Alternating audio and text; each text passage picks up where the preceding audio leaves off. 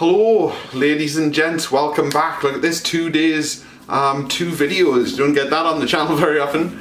I hadn't actually thought of this when I recorded the previous video, but today, the 26th of March, is the anniversary of a kind of odd little event known as the Combat of the 30. That took place on this day in Brittany, which is now in modern day France, in 1351. And as the name suggests, it was basically just a big organised fight between two sides of 30 men. Its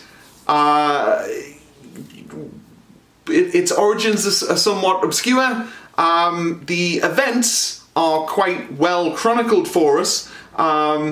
Its impact, it was basically nil, but it provides for us an interesting insight, I think, into the attitudes of and the interests, frankly, of the sort of 14th and 15th century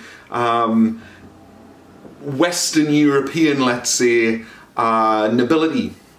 So I'd like to today have a closer look at the Combat of the 30, explore the event itself, but also have a look at its legacy, what it has to tell us about this particular time period.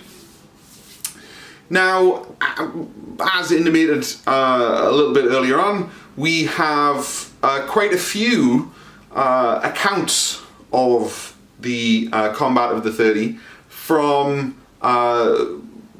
well, some dating from around when it happened, and indeed going on into the 15th century. And these accounts actually don't all just focus, don't all just come rather from Brittany, from the area where it happened, or even from France, in the kind of the combat's wider context. One of them actually comes all the way from Scotland, which goes to show, I think, how much this story resonated with the late medieval aristocracy, the late medieval nobility of Western Europe, even though, as I say, the combat itself didn't actually really accomplish anything or solve very much. So we have a very much near contemporary, almost exactly contemporary account of the battle produced by a chronicler known as Jean le Bel. He was from Hainault, which is in modern day Belgium, and he, around very shortly after the combat took place, produced an account of the combat based apparently on a conversation he had with one of the combatants. Gives us a really useful, almost first-hand picture of the combat itself. And a short time later, another chronicler from Hainault, Jean Franse, one of the most famous chroniclers of the 14th century, based his own somewhat more dramatic, somewhat kind of expanded account of the Combat of the 30 on what he had read in Le Bel's chronicle. But I think perhaps one of the more interesting and perhaps I would say unexpected accounts of the Combat of the 30 we actually find written in the 1420s by Andrew of Winton, who was writing actually in Fife, in Scotland, and he produced an account of the Combat of the 30 in his original Chronicle of Scotland. Now this is of course somewhat 70-ish years after the event, and quite far removed physically, geographically, from the event itself. Again, this emphasizes this notion that something about this story really just appealed to the audiences of these three writers, and those audiences were composed to a greater or lesser extent of nobles, of aristocrats, of men of substance, and you know, social status. Now, why exactly the Combat of the 30 was fought is a little bit uncertain. The actual origins of the combat are not really clear, even in Lebel's account. Now, organized combats like these, whether they were judicial combat, little solo duels, or more kind of large-scale engagements, organized engagements, were not that uncommon in the period. Very often during moments of truce, in sort of long-standing conflicts, individuals or small groups would make arrangements to fight with groups or individuals from the other side to settle personal disputes that had emerged or arisen during the course of whatever war it is that had been fought. And in this case, for the last 10 years or so before 1351, there was a conflict subsequently known as the Breton War of Succession, a war over who should be the Duke of Brittany. That's been raging since kind of the early 1340s. Remember, we're in 1351 here, and that conflict, the War of Breton Succession, has been used kind of as a proxy war as well by the kings of England and the kings of France, who are now engaged in the initial stages of what we'll come to think of as the 100 Years' War. Obviously, they're not calling that conflict the 100 Years' War in 1351, but it is essentially all part of the same war. But there is a period of truce in 1351, and it's during that period that the Combat of the 30 takes place. So it's quite possible that the combat is intended to settle some personal disputes that have emerged between individuals fighting on the two sides. And actually, Lebel gives hints that there may have been a personal dispute between the leaders of the two sides that kind of provides the spark for the combat of the 30, and then various of their pals and allies and so forth get kind of drawn in, or maybe they have their own personal vendettas that they have to settle with guys on the other side and so forth. Now, in terms of the two sides, we have 30 Breton knights and squires. These are men from Brittany itself, natives of Brittany, led by one Sir John de Beaumanoir. The opposing side is a little bit more diverse. We have some Bretons, sure enough. We also have some Englishmen, we have some Germans, and they are led actually by an Englishman named Sir Robert Bemborough. And again, the Bemborough and Pembroke,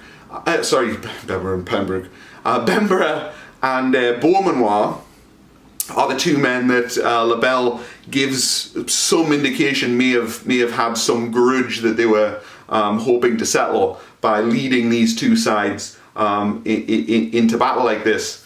Now, the combat itself, in practical terms, is arranged almost like a tournament. The sort of line between the combat of the 30 and a tournament is somewhat more fuzzy than perhaps you might think. There are safe spaces, for example, arranged so that individuals from the two sides can pull back out of the fighting if they need to and have a rest, refresh themselves, and then go and get stuck back in again. There are rules set down in terms of the equipment the two sides are allowed to have. They are allowed to fight with swords, with daggers, with spears, and with axes, and they are allowed to fight on horseback if they want, but they are also allowed to fight on foot. So there are rules, there are standards by which this fight is to be governed. Nevertheless, the fighting itself, when it kicks off, is apparently quite intense. We get some very, very vivid descriptions, particularly in Lebel and in Franse, of the actual fighting itself. The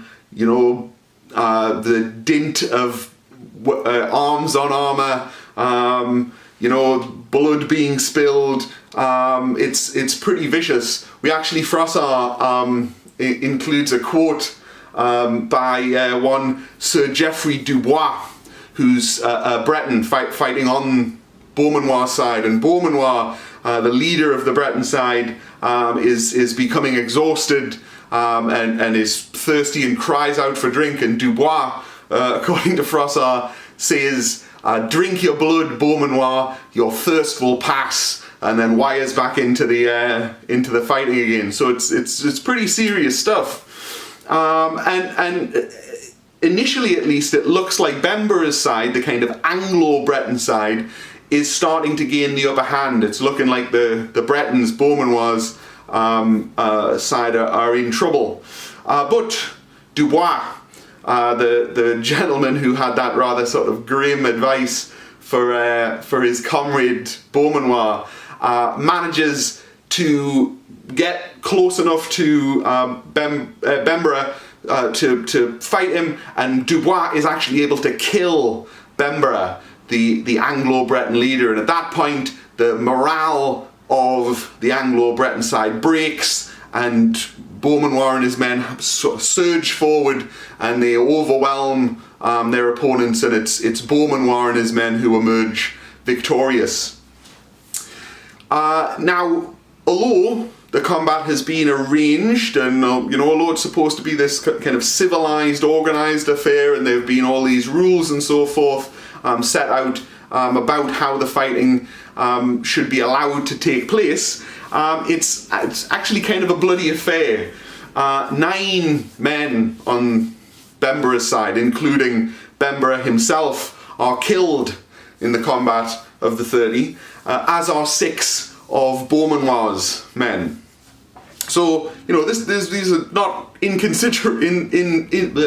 not inconsiderable casualties for a combat that is supposed to be this constrained, civilized, organized thing. And as I mentioned obliquely at the start, although presumably it does bring Beaumanoir and Bembora's rivalry, grudge, dispute, whatever you want to call it, to an end by, killing Bembora, it doesn't, as far as we can tell, have any real impact on the war. The war still continues well into the 1360s, more than a decade after the combat of the 30 takes place. It doesn't even really, it seems, change the direction of the war or impact the momentum of the war, of either the War of Breton Succession or indeed the 100 Years' War, which actually continues well into the century after the combat of the 30 has taken place. So in practical terms, I suppose, the combat of the 30 is really very, very insignificant. But it remains hugely popular among audiences in medieval France, and, as we've seen, popular enough to be included in at least one chronicle produced in Scotland in the 15th century, some 70 years or so after the combat of the 30 takes place. And Winton, who of course is the man who produces that early 15th century account of the combat of the 30, states as his reasoning for including it is that he expects that men of arms may rejoicing have in reading about this adventure in France, as he calls it. So, I think it's important to remember when we look at the combat of the 30 and think about why it keeps appearing, why this story keeps being told by medieval chroniclers, medieval writers. We need to see it in the context of this kind of martial culture, this chivalric culture, if you will, that exists in Western Europe in the late medieval period. The nobility of France and of England and of Scotland retains into the 14th and 15th centuries, regardless of what you might hear about the longbow or the the advent of gunpowder decreasing the importance of the knight and the nobleman on the battlefield. That is true up to a point. Nevertheless, the nobilities of these Western European kingdoms retain a fundamentally military character throughout the late medieval period and into the early modern period. These are men who grow up being expected to become kind of the next generation of the kingdom's military leadership, and when war does break out, they are expected to provide leadership and protection for their affinities, for their tenants, for their allies. They are expected to glory in violence and warfare and combat for its own sake.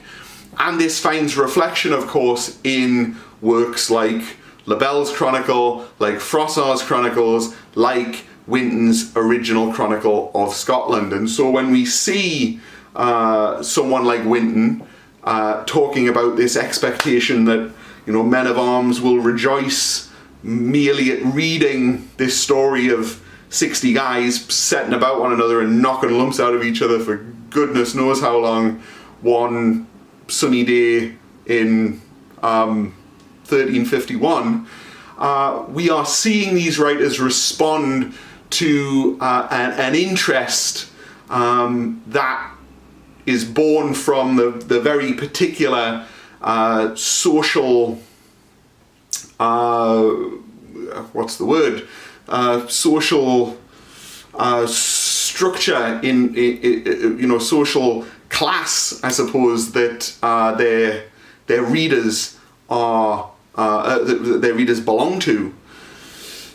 I think, ladies and gents, that's probably about it for me. I think that's probably enough umming and ahhing for one day.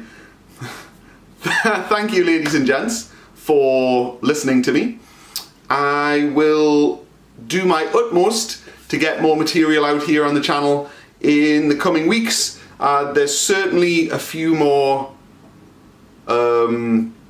historical anniversary vlogs that will need to come out next month.